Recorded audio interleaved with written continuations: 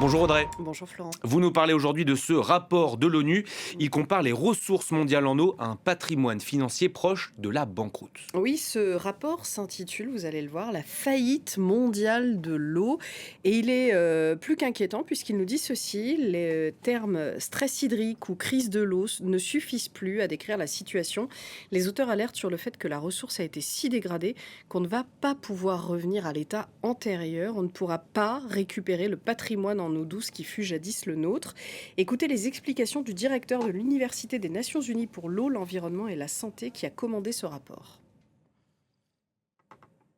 Concrètement, il s'agit de la combinaison de l'insolvabilité et de l'irréversibilité.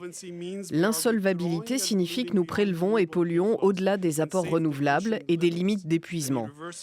L'irréversibilité signifie que nous avons endommagé des éléments clés du capital naturel lié à l'eau, les aquifères, les zones humides, les sols, les rivières, les lacs et les glaciers, d'une manière qui n'est pas réaliste à inverser à l'échelle humaine ou dont la restauration serait d'un coût prohibitif. Source aussi vitale que l'eau, vous l'aurez compris. Quelques chiffres maintenant tirés de ce rapport pour comprendre pourquoi ces auteurs parlent de banqueroute. 70% des nappes phréatiques utilisées pour l'eau potable et l'irrigation connaissent un déclin à long terme. 30% de la masse glaciaire mondiale a disparu depuis 1970. Ce sont des réservoirs d'eau, les masses glaciaires.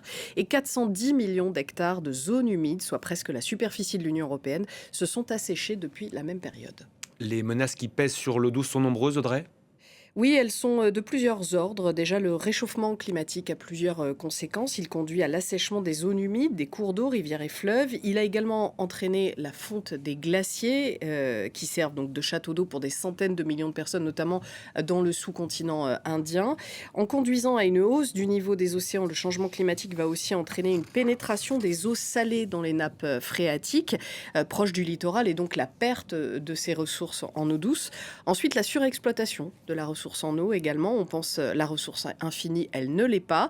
L'intelligence artificielle, par exemple, devrait, selon l'ONU, consommer cette année autant d'eau au niveau mondial qu'un pays comme le Danemark. C'est de l'eau gâchée pour des besoins, vous en conviendrez, qui ne sont pas vitaux. Plus compliqué, il y a le refroidissement des centrales nucléaires. En pompant aussi dans les nappes phréatiques, au-delà de leur seuil de renouvellement pour l'agriculture, pour l'industrie ou autre, eh bien on les abîme irrémédiablement. Pour filer la métaphore bancaire de ce rapport, on creuse là un découvert au-delà de la possibilité de revenir en positif. Enfin, il y a les pollutions, aux pesticides, aux polluants éternels, aux hydrocarbures avec la fracturation hydraulique, qui rendent impropre à la consommation humaine une ressource pourtant essentielle. Bon, à part nous faire très peur, il sert à quoi ce rapport, Audrey ? Eh bien, déjà, faire peur, c'est utile. Ça sert à mobiliser les énergies pour se sortir d'une situation qui est, vous en conviendrez, très dangereuse. Ensuite, ce rapport fait évidemment des recommandations à destination des responsables politiques qui vont devoir prendre des décisions très importantes. Et encore une fois, là, je vais laisser la parole à Kaveh Madani. Nous devons protéger le capital restant. Nous devons donner la priorité à la prévention de nouveaux dommages à nos économies restantes, à savoir les écosystèmes qui sont encore fonctionnels dans le monde entier. Et nous devons également dissocier la croissance de l'eau. Nous devons nous éloigner de l'hypothèse selon laquelle la prospérité économique nécessite des prélèvements d'eau toujours plus importants. Nous devons agir car la faillite hydrique est une question de justice et de sécurité.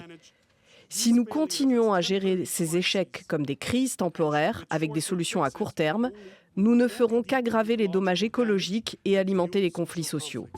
Alors, je vais résumer les recommandations de ce rapport qui figure dans sa conclusion. Tenter d'arrêter d'abîmer la ressource en protégeant les nappes et cours d'eau de la pollution. Limiter, évidemment, le réchauffement climatique. Faire des plans de gestion du manque à très long terme. Transformer les infrastructures qui utilisent de l'eau pour gérer le manque. S'assurer que la ressource est équitablement partagée à l'échelle mondiale plutôt que de laisser faire, ce qui conduira inévitablement à des guerres de l'eau. Tout ça fera l'objet de discussions lors de la prochaine conférence de l'ONU sur l'eau. Ce sera du 2 au 4 décembre prochain aux Émirats arabes unis. C'est un pays dont la ressource en eau dépend déjà beaucoup des usines de dessalement, ce qui consomme de l'énergie et pose d'autres problèmes. Merci beaucoup, Audrey, pour tous ces éléments.